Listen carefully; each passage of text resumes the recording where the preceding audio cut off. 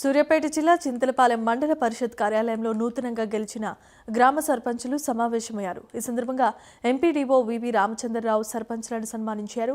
సర్పంచ్గా కాకుండా గ్రామానికి సేవకురాల్లా పనిచేస్తానని గుడి మల్కాపురం నుంచి ఎన్నికైన సర్పంచ్ పోల్నేటి నరసమ్మ, ఆమె భర్త శ్రీనివాస్ యాదవ్ హామీ ఇచ్చారు.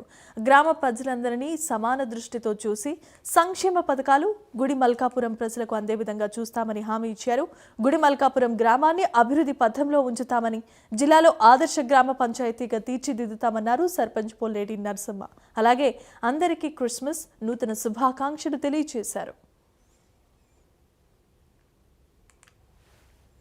రాబోయే రోజుల్లో మమ్మల్ని గెలిపించినందుకు మీకు సర్పంచ్గా కాకుండా సేవకురాలుగా పనిచేస్తామని హామీ ఇస్తున్నాం.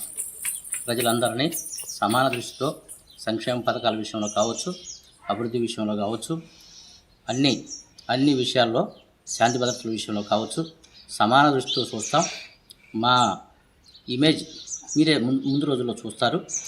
అంతేకాకుండా రాబోయే రోజుల్లో ఈ వర్గ రాజకీయాలను రూపుమాపి ఊరి శాంతి భద్రతల కోసం ప్రయత్నిస్తామని చెప్పి ప్రధానంగా హామీ ఇస్తున్నా.